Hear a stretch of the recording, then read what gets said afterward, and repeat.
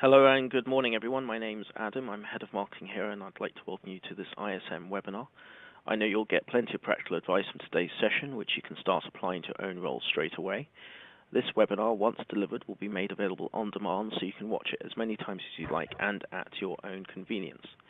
During the webinar, you'll be able to ask any questions you'd like by typing into the boxes. We'll answer any questions you have at the end. And please also take a few moments of your time to have a look through the attachments we've provided as well. Now, to introduce our presenter, Ian is the Sales Director at Salesforce Cloud Telephony provider Natterbox and is a non-exec on several firms, including Cranford Group and Digital Leadership Associates. Ian won the BESMA Sales Director of the Year Award a few years ago as well, and is a regular participant and supporter of everything that the ISM offers. Ian will be the next voice you hear. I'd like to thank him for his time. And Ian, it's over to you. Cool, thanks Adam. That was the fastest introduction I think I've ever had. I was about to sip my tea, but I'll stop. So good morning everyone, thanks for joining. I'm going to go quite quickly through some of the pieces here. So you know what you hear about. I've got a background in sales, so I live and breathe the problems you probably face, whether you're salespeople or sales leaders on a daily basis. So I've got real world context for this. And I got involved in social selling by accident a number of years ago, before it was named what it is, purely by trying to figure out, how do I still engage with customers? How do I still have the success we've had? What do I need to do differently? What's changing? So I'm going to take you through that this morning. We've got about 20 minutes to talk. So the key things you'd have probably seen already that we want to get out of this for you are social selling. What is it? What it isn't? How you use it? LinkedIn, is that it? Is it a direct correlation? And what some actions you can take are. I'm not going to be able to give you a full social selling methodology training where you go away and you're an expert on this in 20 minutes, as you probably appreciate. What I'm trying to do is whet the appetite of some things coming out of this session you didn't before, and understand what you need to do and get belief that you need to invest some time in this. So the fundamental is the biodynamics changed. I'm not going to read through everything on every slide. They're more for indicators as we speak. It's got harder, and I talk to a lot of sales directors in different businesses and different technology not just technology, in different vertical sectors. And the common challenge here is it's harder at the first part of the sale. The sales execution piece, yeah, there's always challenges and there's changes, but it's fundamentally the same. But the first part of that funnel at the top, getting people into the engagement where I can qualify them and have a conversation, has got harder. And that's the biggest challenge I see on most people's agenda. We need more leads. We need more in the pipe at the top. But it's got harder because the world's changed around us. You'll all be sat there right now with mobile phones, with cameras and all the technology on it. You've got 24/7 access to immense amounts of information through the web or through apps themselves. We all digest information and have faster decision processes. So, for example, if you're going to put an app on your phone, you're the buyer at that point. You may glance at a rating review. It's a 3-star. You might click in and have a quick look at what are people saying. Is it worth 59p? You go to the cinema, you might check IMDb. We behave differently than we did 10 or 15 years ago because the world around us has changed and we've natively changed that. And millennials and Z generations are going to be even more so because they've never been without that world of technology.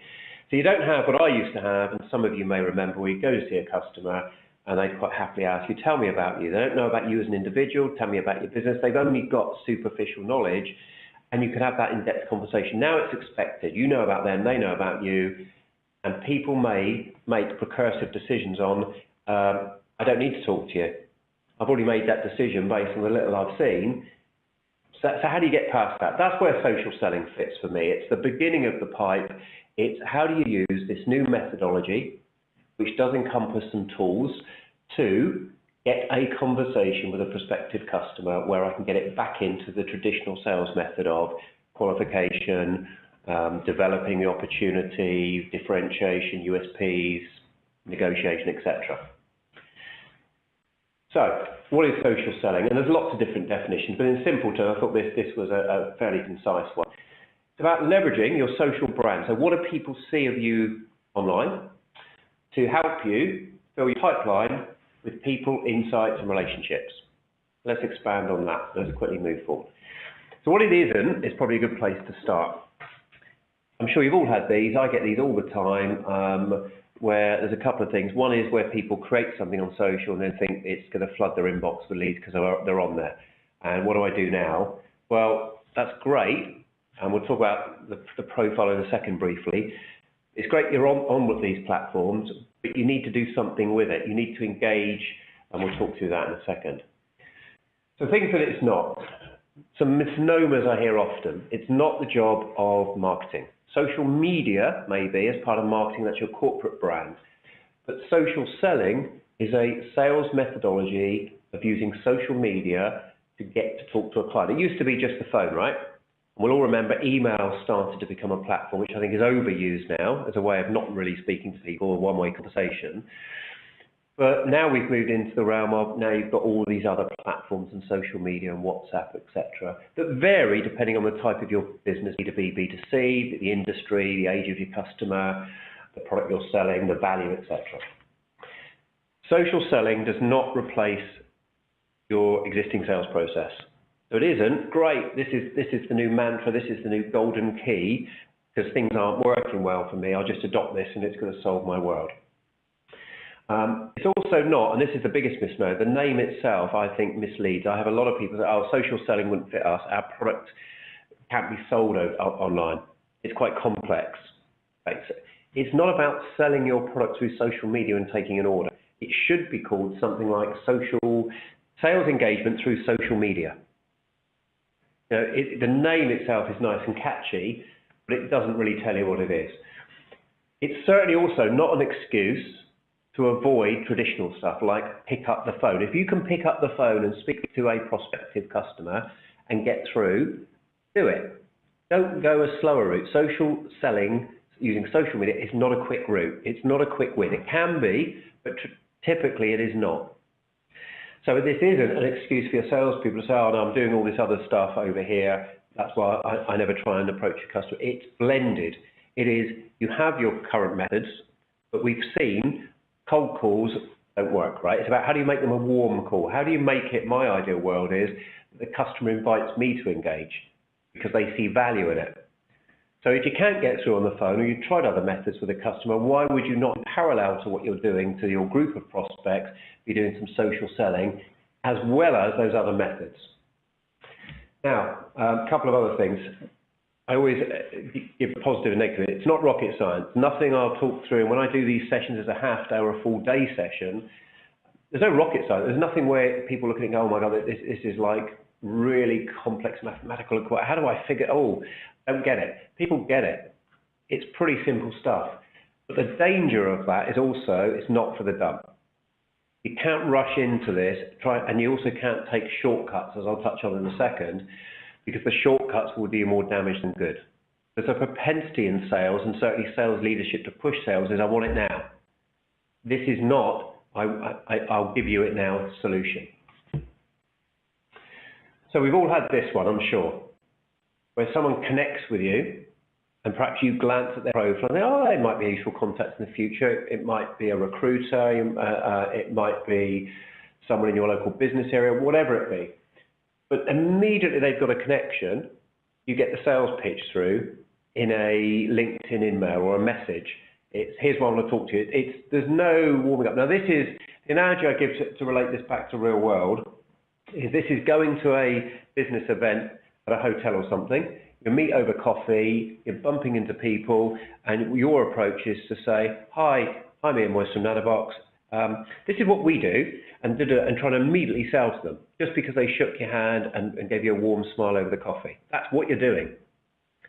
Whereas in reality, what you do in the real world is you might chit-chat about common interests. Oh, where do you have to get here from today? Oh, I came from such and such. Oh, I live that way. Whereabouts? It's a natural progression, right, which leads to what do you do, where you're from, leads to later in the day bumping into them, and they might say, what did you think of that session? And it might end up with them somehow naturally hearing something that you've conversed with and going, have you got a business card? I might be interested in your stuff. But it hasn't been blatant up front, and you cannot behave differently on social media. You've got to nurture. Now, I'm going to show you now a couple of quick emails. I've taking bits out to protect the innocent, but these have hit my inbox. And the person who sent them, if you do see this at any point on recording, it's not a personal dig, and hence I've anonymised it for you. But a couple of things here, which I'll lead on to in a second with social selling. It's about use the tools, show you're using social selling methods. So if you look at the first one here, we sell, Natterbox, we do a telephony system focused on Salesforce. And it's everywhere, it's blatant what we do. And you can easily find out we use Salesforce as a CRM system and run our whole business on all the different platforms. And yet, here's an individual trying to sell me their CRM system and basically saying, I'm sure you've got a CRM system. Well, yeah, you could probably easily figure out Salesforce. They then refer on the second little red circle I put on there to my position at Spin London. That's like an advisory position from years ago. That's not who I work for. They've picked out, they haven't looked at the profile and utilised intelligent information. They've just pulled information out and used it wrongly.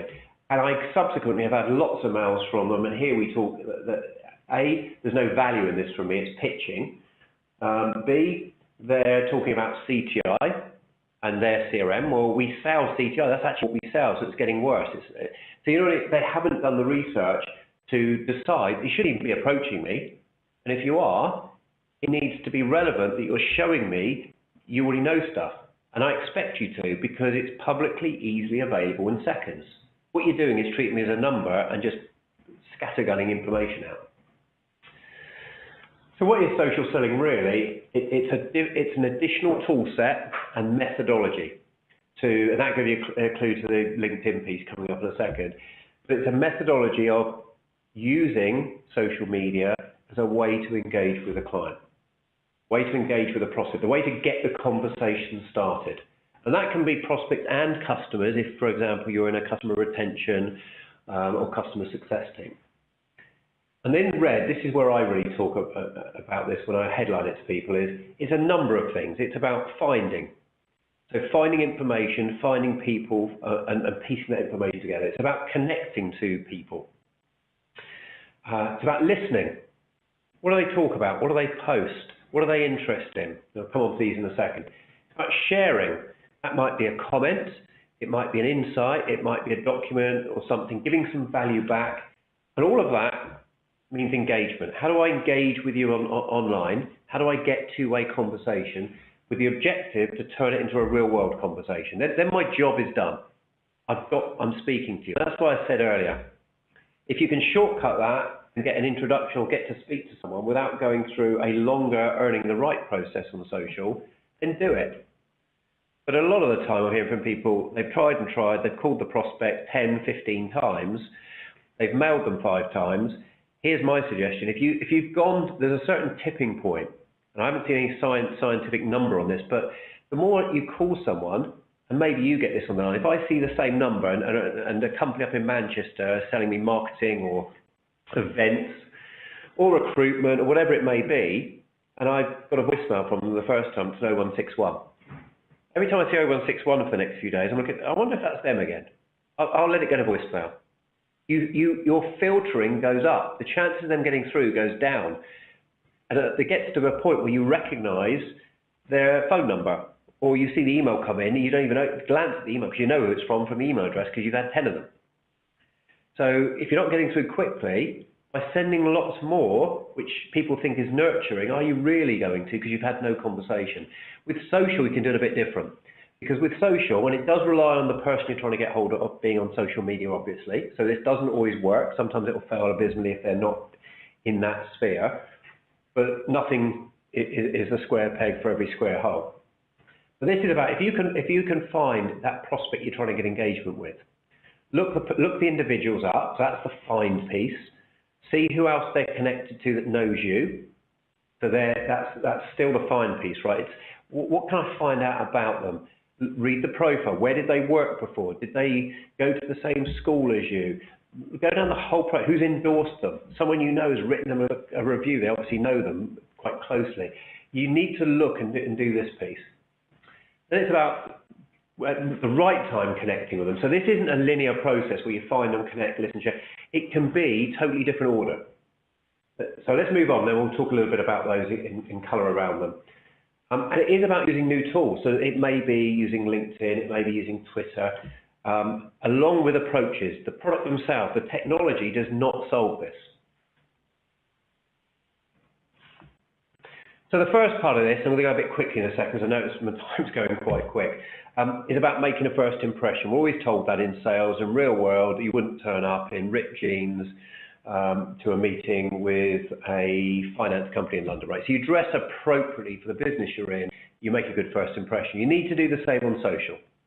If you're going to engage with them, you're going to share some insight, you're going to comment, people are going to make a micro judgment on what do they see when they look at your profile. Here's a quick example. If you look at these two individuals, and I asked you, and I do this with audiences and ask the hands, and the hands always, we know where it's going to land, right, is who would you trust and respect based on all you can see is how they look right now. It's all you've got as a data point. It's going to be the lady. Now, it doesn't mean she's more competent, going to be a better product for you, better solution, better partner, anything. But we make micro decisions as humans. We do the same on social. You make a quick impression of what you look at. So you need to make sure your profile looks good. The next one is, who are you and they connected to? This is the 6 degrees of Kevin Bacon. You know, that we're all connected through to someone. Is there your prospect you're trying to get hold of connected to someone that knows you? And is that person that knows you going to endorse you? Do they say you're great, you're trustworthy, they should talk to you? How well do they know you and your product or what you've done for them in the past? Now, what can you leverage in terms of the contact network that you share with the individual?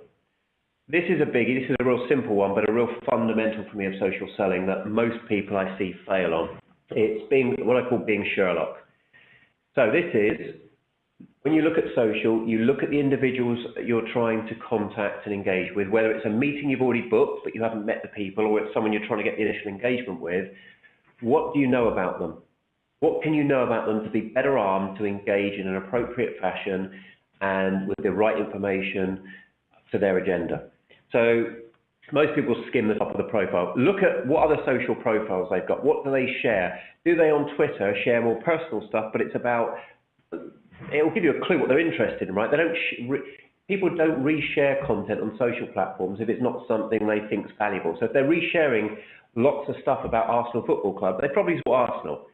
If they're resharing stuff about a particular political agenda, whatever, you can learn a lot about people by listening.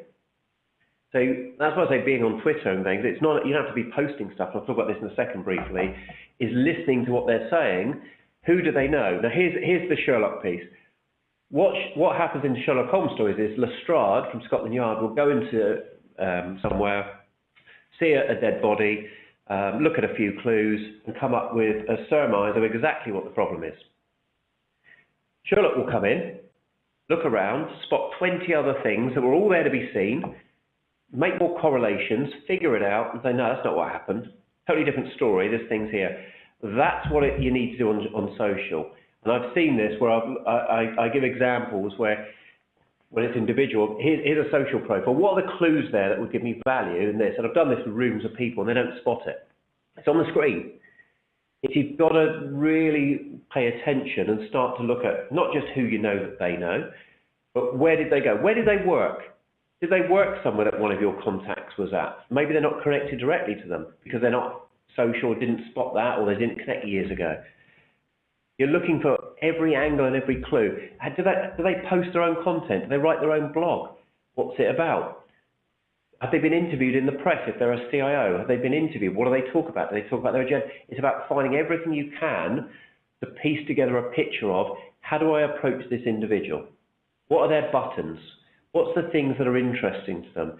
Do I have a white paper on something they've just posted a blog on that I can add insight to and share to one of their posts? Really interested in the article you wrote, you'll find this really interesting and it's got some stats in it that support what you said for your future. So you're trying to look for areas where can I give value back in engagement. Now, let me give you real world examples just to prove this works. So here's a few examples. Joanne Black wrote as a big book author, not for any selling agenda, but I followed her on social media, and also Tiffany Bova was a big Gartner analyst. She's now one of the senior technology influencers across the world at Salesforce. These two individuals I took interest in because they were in the areas I was in business. I followed them on Twitter and LinkedIn, and I'd post a comment, I'd like some of their posts, I'd reshare some of it. And over time, what happened was we got connected. So they saw I was sharing stuff and making educated comment, relevant comment of, that was really good, but I also found this, or asking a question. And they engaged back. To the point of, we met. So we've turned, what turned out was just me following, both in the US, senior people with massive profile into this. And I've done that just to prove it's not a fluke again and again and again. These are book authors. There's one guy on there, won The Apprentice in the UK on TV, et cetera, et cetera. I could fill this with tons more. Important people in different sectors for different reasons who just reaching out to them on LinkedIn, doing a connection they may not even accept, and then saying, I'd like to talk to you because it's a value to me. Doesn't work. I gave value back first and nurtured that. So nurturing does work, but I nurtured it by providing insight or comment and sharing their content. Now, a lot of people say to me, this LinkedIn question, is it just LinkedIn? So it's not. It's all social media platforms that are relevant to where your customers are to engage with them. LinkedIn is the prime one, I would suggest, but Twitter is a good one. A lot of people, salespeople, and I won't read through everything on here, but so they don't do Twitter because they don't see the point. They don't want to publicize everything they do. They eat a sandwich. They don't want to be publishing every 5 minutes. But if you're not on it, you can't listen either, and you can't engage. You don't have to have an account with tons of posts where you write blogs and just have it look professional. Share stuff that is relevant, maybe some of your company stuff. You might see stuff with prospects you're trying to engage with where they've shared something really good, that you share that on your account. Okay? Because they'll notice in their alerts that you shared it. You want people to notice you and notice you for the right reason and in a positive way. I want people to come and look at my social profile. Oh, okay. To notice me, i.e. I've liked lots of their content over time. They keep popping up in their feed of, oh, he shared on one of my tweets and he's posted a comment. And have a look back. That's why you've got to look good on your profile. First impressions count. You've got to make sure your profile looks good and professional. The other thing, a big thing about that on Twitter, as I've said, is listening. Social listening is listening to what people are saying. So Twitter, you can see here the two images. I'll do this very quickly, but you can see if people mention you, you'll get alerts. If they add you to Twitter list, you'll get alerts. So what can you do?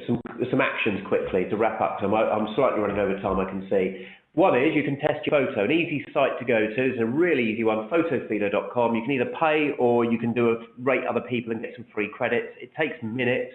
You can put your photo in and other people who don't know you will rate you, as you can see here, on trustworthy, likeliness, influencer, etc. I changed my photo. You'll notice if you look at my profile now, I face left, the other way. Initially, I put on there without glasses. I tested it with the same photo with glasses and my ratings went through the roof. So all my photos now have my glasses on because the average person out there says I look more credible and trustworthy. Well, first impressions count. Who am I to judge? So there's one thing you can do. The other one is LinkedIn. If you've got it, get a Navigator account, look at your social selling index, look at the guidance, and there's plenty of blogs on this. It's an indicator. It doesn't mean you're going to be more successful selling, but it's an indicator. Are you doing the right behaviors? So what score have you got? And these screens, I'm sure you'll get in the download. You won't want to read them now, but there's lots of triggers on both LinkedIn, Twitter, and all the platforms for excuses for engaging. It could be your contact you're now following has posted something. So you can see here, you might want to retweet it, like it, add them to a list, favorite their tweet, reply with a comment, attack. There's tons of things, simple, small things that take seconds that get you noticed.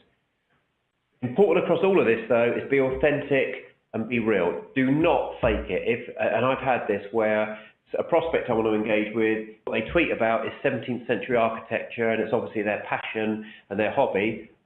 If I'm a passionate person, I've been educated in that, and I've got degrees in it, great, engage. I have no knowledge of that, so I couldn't engage, right? Otherwise, I could look it up on the internet and then post comments. It's fake. And if you ever meet them, guess what's going to happen? They're going to chat to you as though it's real and you're going to expose yourself. So only comment and do things on social which are genuine, that you know about, or that's your opinion. Do not fake anything because it will come back on you. The other action plan, just to wrap off before I hand back to Adam in case there's any questions, is 2 books I'd recommend. There's lots of good ones, but these are the 2 key ones, I'd say. Social Selling by Tim Hughes. I'm on, to be open, Tim Hughes, I'm now on a non-exec on Tim's company, but that's because we met. He'd already written the book. Great tips, very readable, talks about the digital biome and the world we're in today. And Known by Mark Schaefer is, how do you make yourself known? So if you read these 2 books, and as out of the whole book, there's a couple of things you pick up out of it, it will give you benefit. And I would recommend those 2 as 2 standout books that give you a good foundation and good action plan to move forward with. Adam, I'll hand back to you because I wrapped through very, very quickly. No, that was we're on time. If to all our webinar subscribers and attendees, if you want to reach out to Ian, that's his full contact details. This is obviously going to be made available on demand as well. But we've also had some questions, if you're ready. Sure. So first question is, which social media platform should I focus on? LinkedIn, Twitter, Facebook, Instagram, or something else? So it's a question I get often. So the answer is whatever is relevant to the nature of your business. So if for example, you sell, excuse me, your business sells funky, high purchase designer furniture, it's probably very visual, and you'll probably be on Instagram and have engagement with customers there, and that may be where your customers find you, and they may not be on LinkedIn, right, because it's consumer. If you're selling in the high-tech world, it's going to be on LinkedIn. So it's where's your customer? Where's your customer most likely to engage with you? And that will be based on the demographic of your customer, their age, what your product type is. So if you're selling widgets, you're not going to put on Instagram because a picture of a bolt doesn't pretty help anyone, and no one's going to engage with you there. So it's a lot of it is driven by where your customer is. What I will say though is don't try and do them all for the sake of it, because it's hard work. Do the ones where your customers are and do them well. So if it's 2 platforms, engage on the 2 platforms well. Second question was, do I need a LinkedIn paid Navigate account? What would you recommend? So you don't need one, but I would recommend it because you get access to a lot of the other features where you can save leads into there. They've now extended where they interface with most CRMs, so you can pair the details in. So in your CRM, you can see the LinkedIn profile and click through automatically and this sort of stuff. So what I find is companies that are social selling adept typically have got the LinkedIn Navigator account, but understand that's if your customers are on LinkedIn and that is the platform for you. And also understand that's if you understand it's a methodology. Turning that on and just giving your team that function is a technology tool. If you don't train them on the methodologies of social selling and the approaches to take, and I've whizzed through stuff here, right? But if you don't do that, you won't get the success and you'll blame the tool. It's not that social selling is a methodology first, then supported with some tools. Like sales is a methodology, but supported by things like CRM, mobile phone, etc. And then the last question is, can I still export my list and email everyone on my LinkedIn post-GDPR? Interesting one. Yeah, so LinkedIn, as anyone who uses it, be aware, adds function, takes away function, add a whim, puts it back, changes it, takes it away, and we're all beholden. The last I saw without logging in now is you can't do it anymore. They've stopped you exporting it. What you can do is you can export from memory now, you can export all your settings and configs, all your recommendations and everything. So you've got your own personal data, but your contacts list, I think they've now restricted. And whether it is GDPR reason, but it's certainly that's the excuse they've used. So I don't think you can. Whether they put it back or not, I doubt. Because social media companies now are, because of what's happened with Facebook and Cambridge Analytica and others we're hearing, are now very sensitive towards risk aversion. Fantastic. Well, Ian, thank you very much for your time today. Bang on time as well in terms of timings and everything else. For everyone else that's watching, bear in mind that the ISM is a membership body. If you have any questions about qualifications, corporates, or membership inquiries, please get in touch with the team, as this slide indicates. And there are various benefits of becoming a member at the ISM. However, I'd like to thank you all for listening, and for more information about the ISM and what our presenter, please don't forget to download his attachments and click any of the links on our slide. And I look forward to welcoming you to the next webinar. So it's a goodbye from me. Ian, over to you. Thank you. Thank you very much. Thank you very much, everyone. Take care. Bye-bye.